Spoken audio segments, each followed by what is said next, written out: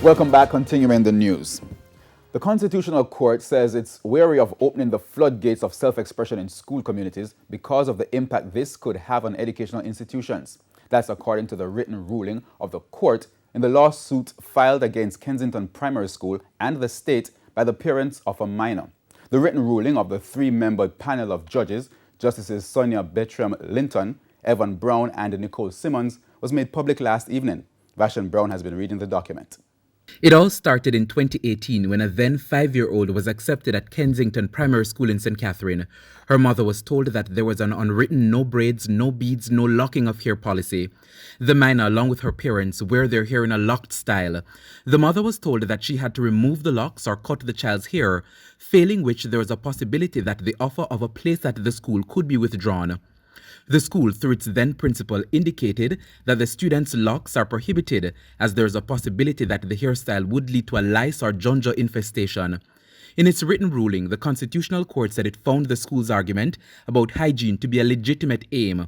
The judges found that the restriction and the rules as to adornment of the hair met certain objectives. The judges argued that the objective of creating a more controlled hygienic environment is important to the proper order and effective learning at the school. The court said it is clear from the evidence that the school had sanctioned this policy on the basis of its own experiences with unhygienic students in the past. On the matter of self-expression, the court said the school's policy cannot be said to be infringing on the claimant's right to self-expression.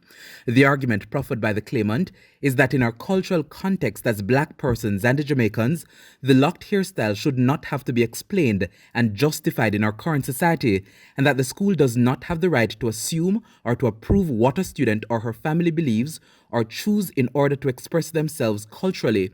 But the judges said schools cannot survive or be run without rules for the various constituents that make up the school population.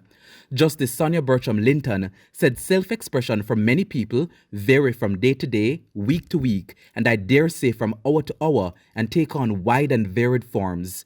She said she cannot envisage an orderly school society, and certainly not an institution run for the benefit of large numbers of children, often interacting in close proximity, where they are exempted from the rules of the school simply on the basis of individual self-expression.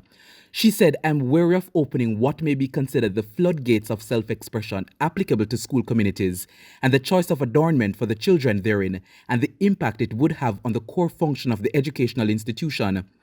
This, she argued, may potentially mean that a student or their parent could wake up tomorrow and identify as whoever or whatever animate or inanimate object or personality they wish, or identify themselves with any belief and come to school expressed that way in pursuance of their right of freedom of expression and a decision taken in the home.